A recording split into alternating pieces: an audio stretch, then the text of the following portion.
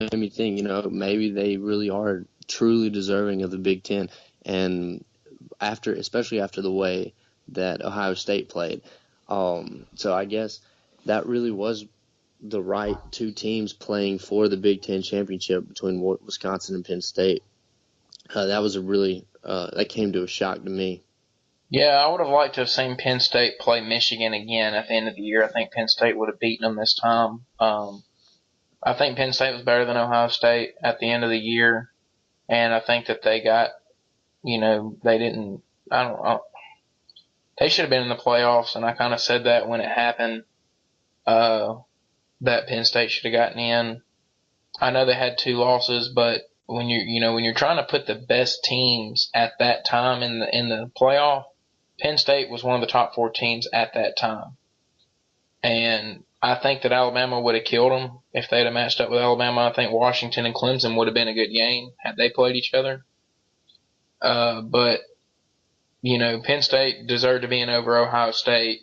And now when you look at it, you could make a case for Oklahoma, deserving to get in maybe over Penn State as a two-loss team because, they looked really good the other night and they ended off the year and they were one of the hottest teams. I think the example that a lot of people always go back to is the 2014 season when they snuck Ohio State back in because they said that Ohio State was one of the best teams at that time. I don't think Ohio State was one of the best teams at the time that the final rankings came out, and I think you saw that on Saturday.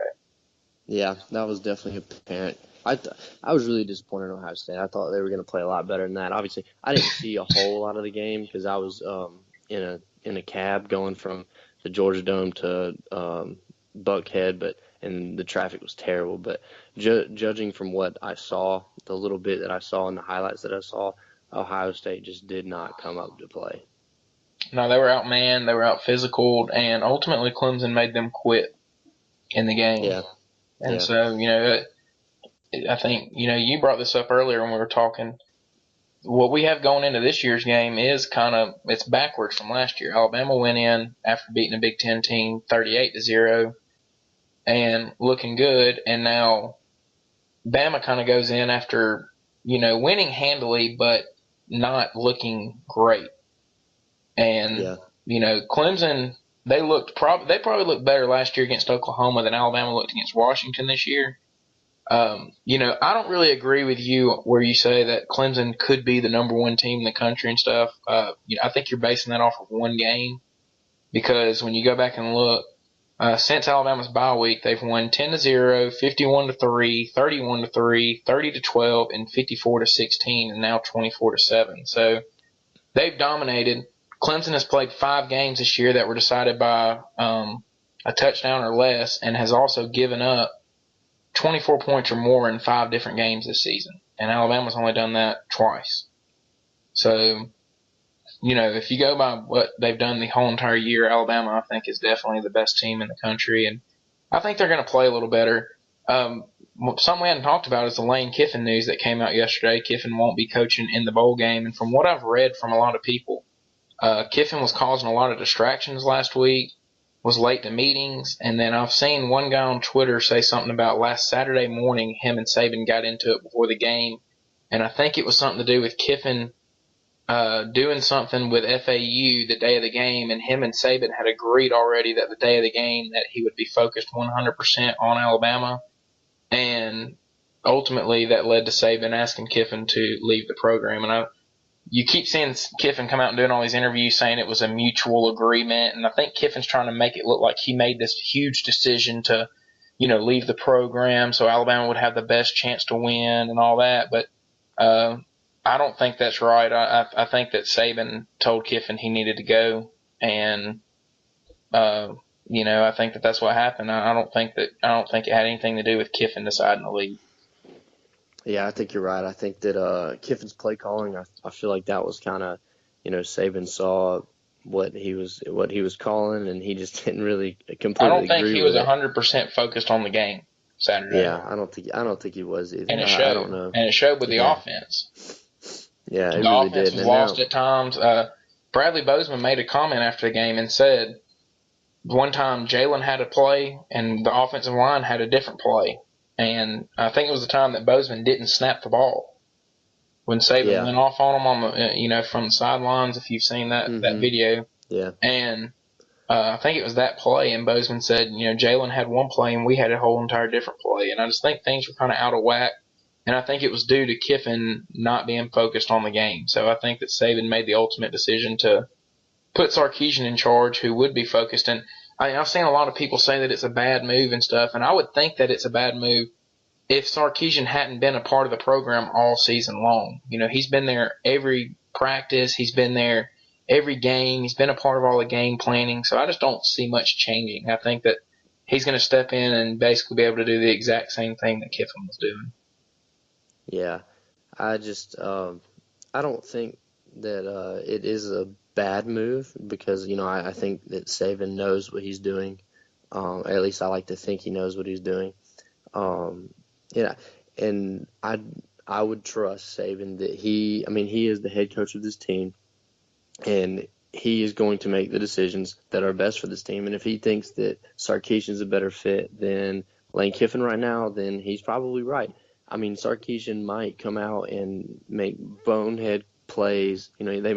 Play calling might be atrocious, but you still got to think, that's still probably better than what Lane Kiffin would have been, especially without all the Lane drama.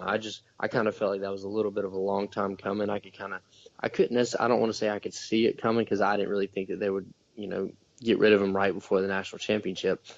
But you could kind of sense that there was a little bit of drama going on, especially later on in the season.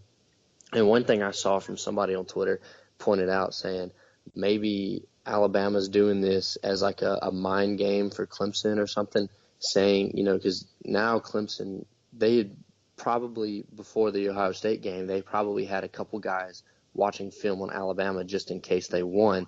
Well, now, they've been watching all these offensive tapes on Alabama, and now there's a whole new offensive coordinator. And even though, they're not going to completely change the system, but, it might change some of the now Sarkisian might run a different play on 3rd and short than what Kiffin would run on 3rd and short. Just little stuff like that, just little mind games. Or he might run the ball a little bit more. Yeah, I hope he does. I hope he does too. When you look at the stats, Hurts only threw the ball 14 times, but I'd like to see how many times Alabama dropped back to pass. Because I'd say it's probably close to 30 in the game, because you got to think Hurts got sacked a few times, he took off and ran a few times, and so I'd say it's probably close. I think it's over 25 times that they dropped back to throw the ball, and they really had no business doing it. They whooped Washington up front and could have done it the whole entire game. And one thing to note though, Bo Scarborough, that was his first game without his knee brace on the other day. I don't know if you noticed that.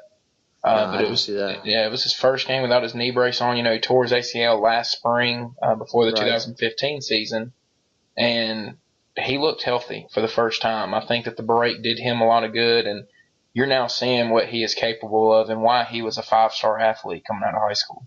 Yeah, I think so too.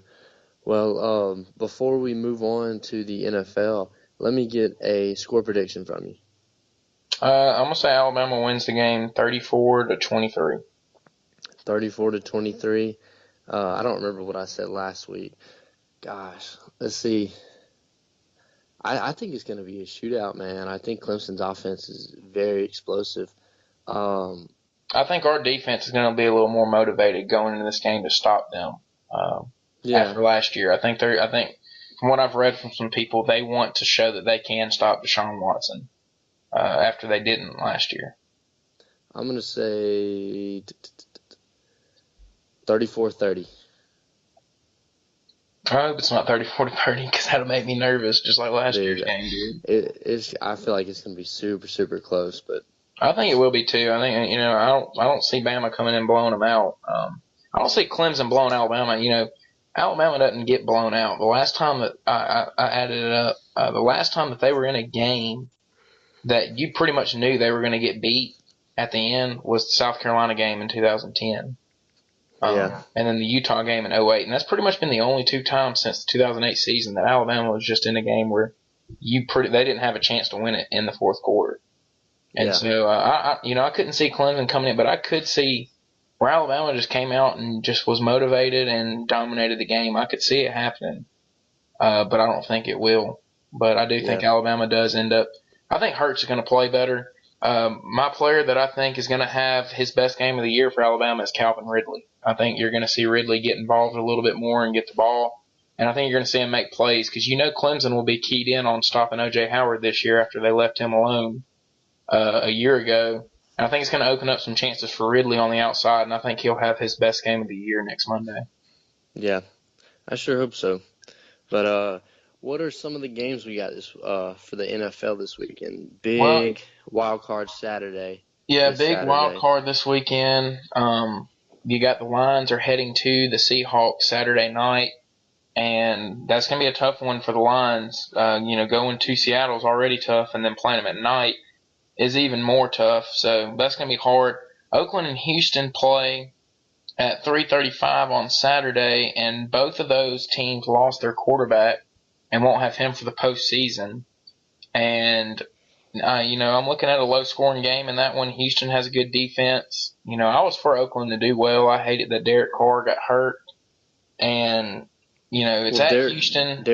Derek Carr and McGloin both got hurt, so now Yeah, Connor Cook is going to be the third string Connor Cook versus Brock Osweiler, which Osweiler is, I guess technically he's the backup now, even though like 4 games ago he was the starter. So I don't know. I think that one's going to be that's going to be. yeah. I got Houston winning that one at home. Yeah, I think they I win, think but it'll be the only playoff game they win. yeah, I think Houston wins, and I think that Seattle wins at home I think against Seattle wins big Detroit. time at home against Detroit. Yeah, I think Detroit's been very cold as of late. They had their chance to win that division and blew it, and lost at home to the Packers last week. And I think that they get beat. Sunday you got Miami traveling to Pittsburgh, and Pittsburgh's actually a 10-point favorite in that game, and I think Pittsburgh runs away with that one. Yeah, I think Pittsburgh comes on strong too.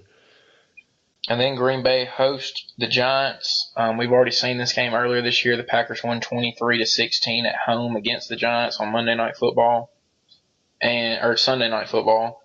And the Giants have been playing well, but the Packers are hot right now. I think they're the hottest team heading into the playoffs, and I think Green Bay wins.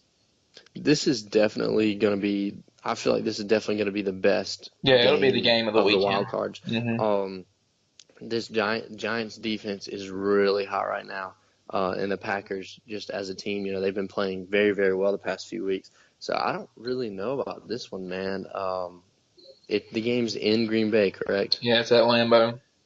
Yeah. Which I will note, Eli Manning is 2-0 at Lambeau Field in playoff games. Yeah, I don't know, man.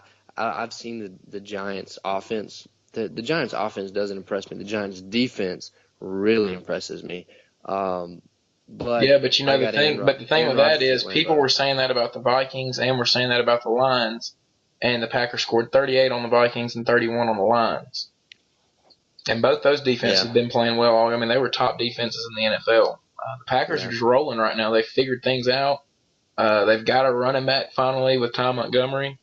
And guys like Devontae Adams have been stepping up at receiver to go along with Jordy Nelson. And another big thing is Jared Cook at tight end. Him being able to come back healthy has really been able to open up things over the middle for Aaron Rodgers. And Aaron Rodgers playing as well as he's played right now, 18 touchdowns, 0 interceptions in the last 6 games. And, he's hot. And that's why I just think the Packers are going to win Sunday. yeah. I tell you what, I'll take the Packers because out of respect for Aaron Rodgers and Devontae Adams, who both pretty much, I'm not gonna say single-handedly, but almost single-handedly won me my fantasy championship for the 3rd year in a row, which is pretty awesome. So I'm gonna take the Packers. I think they've been playing very, very well lately, and I think in the NFL, offense is better than defense. So if we have that happen, it would be the Packers in Dallas, and it would be Seattle and Atlanta the next week, and then it would be Houston and Houston and Kansas City, and Pittsburgh and New England. The Pittsburgh New England game would be good. I think the